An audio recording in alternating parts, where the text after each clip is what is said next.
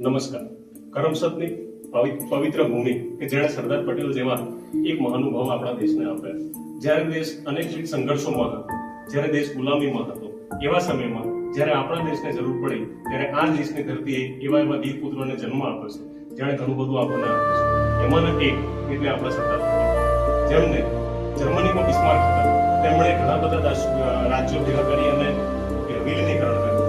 એવું આપણા ભારતની અંદર કોઈ કામ કરનાર હોય તો સરદાર પટેલ છે. આપણી પાઠ્યપુસ્તકો આપણને એવું ભણાવે છે કે સરદાર પટેલ એ ભારતના બિસ્માર્ક છે. હું એવું કહું છું કે બિસ્માર્ક એ જર્મનીના સરદાર પટેલ છે. અને સરદાર પટેલે જે આપણને આપ્યું છે, એમના જીવનનો એક કિસ્સો છે કે વૃક્ષની અંદર એક વખત પ્લેગ ફાટી નીકળ્યો.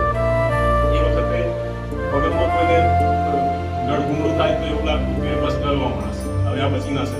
એવું એક બાળકને થયું તો સરદાર પટેલ ગયા અને ત્યાં એમણે ઘણું બધું અને એમણે એ બાળકને પોતાના જીવનની ચિંતા કર્યા વગર એને સારવાર આપી. અને જ્યારે એનું પોતાને એમ થયું અને ડોક્ટર એવું કહે છે કે ડોક્ટર પણ ગભરાતા હોય છે.